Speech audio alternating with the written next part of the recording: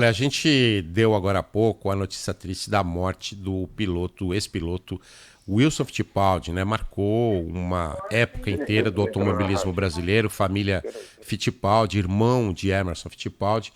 E a gente está agora com o nosso comentarista de Fórmula 1 na ponta, Reginaldo Leme, para falar um pouquinho da carreira vitoriosa e do que significou Wilson Fittipaldi para o automobilismo brasileiro. Reginaldo, bom dia. Bom dia.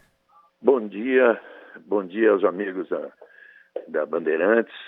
A gente está aí sempre falando de tudo que é automobilismo no nosso programa Bandeirada e hoje a gente tem essa notícia aí muito triste. Conta pra gente um pouquinho da carreira, da importância do Wilson Fittipaldi para o automobilismo brasileiro.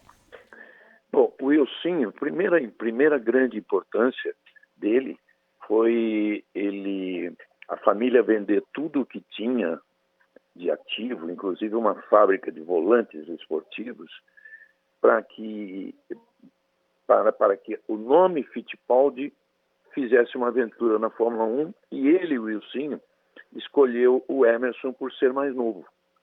Então teria teoricamente, mais chances. Então esse foi o primeiro passo. Segundo passo foi as corridas que ele fez. O Wilson era um piloto muito forte com carros, vamos dizer, com carros esporte.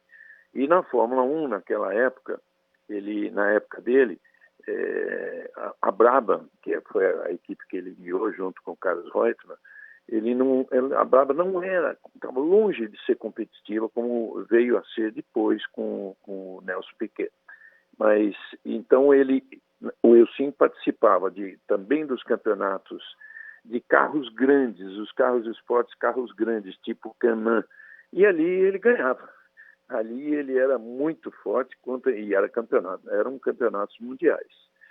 A terceira importância dele, quer dizer, ele teve milhões de fatos importantes criados por ele, mas a terceira foi a iniciativa, o idealismo, a coragem de criar uma equipe que, segundo ele, várias vezes me falou, o objetivo era ter o nome Fittipaldi na Fórmula 1 para sempre, porque na época, vamos lembrar que as equipes eram de fundadores tradicionais, alguns ex-pilotos, tipo McLaren, né, do Bruce McLaren, a Williams, do Frank Williams, a Surtees, do John Surtees, que foi campeão mundial, o próprio Brabham, do Jack Brabham, que foi tricampeão mundial.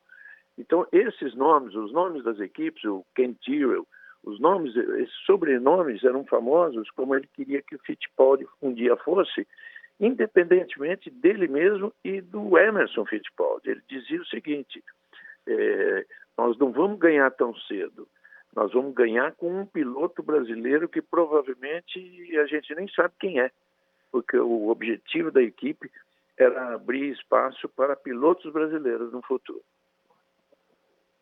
Foi a aventura da Copersucar, né?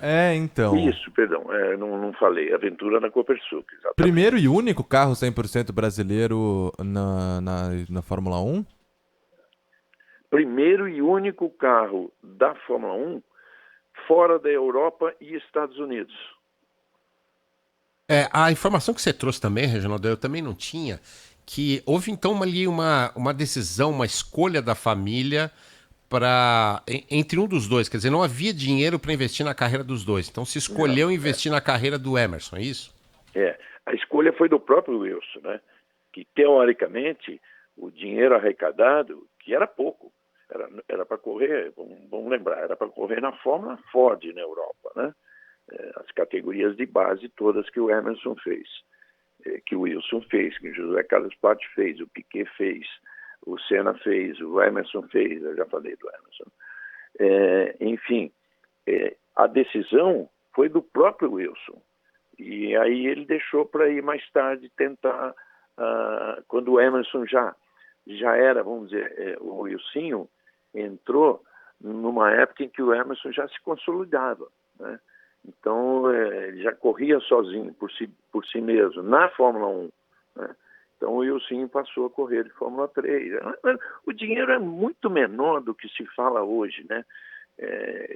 Desculpe fugir um pouquinho do assunto, mas hoje, para se correr em uma Fórmula 3, o piloto tem que levar 2 milhões de libras, né, ou de euros.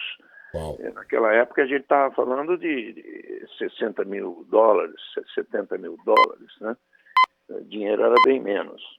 Era outra realidade, outra realidade. Outra realidade. Uma família inteira, então, do automobilismo, né? Desde do pai, os irmãos, depois Sim. a terceira geração, né? Sim. O pai e a mãe, o pai, o Wilson, e a mãe, Dona Juse, correram de moto. Né? Olha só. Depois, O velho Barão, né? O velho Barão. Aí ele se tornou, entrou pro rádio, né? E se tornou narrador de corridas de Fórmula 1. De Fórmula 1 e, por exemplo, das 1.000 milhas, 500 quilômetros de Interlagos aqui no Brasil, eles transmitiam tudo.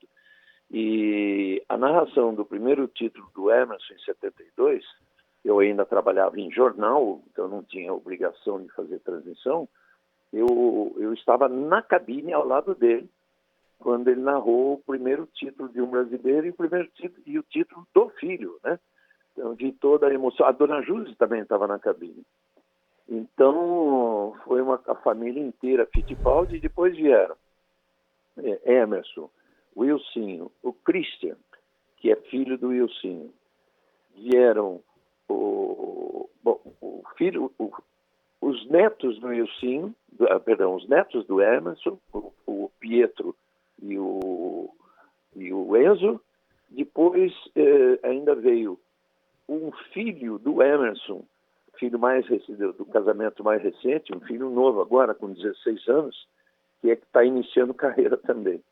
É toda uma família, tanto assim que em Indianápolis, para quem não conhece, mas vale a pena conhecer, quem gosta de automobilismo, tem um museu muito importante, onde tem setores para as famílias, por exemplo, família Andretti, família Anser, né? As famílias quase todas americanas. E tem o setor da família Fittipaldi. Muito bom, queria agradecer a participação especial aí do Reginaldo Leme hoje, infelizmente falando de um assunto triste, que é a perda do Brasil do Wilson Fittipaldi Júnior, nosso Wilsinho, mas explicando e colocando aí no devido lugar a importância dele para o automobilismo brasileiro. Obrigado, viu, Reginaldo? Obrigado. Obrigado a vocês. Um abraço a todos. Um abraço. Bom,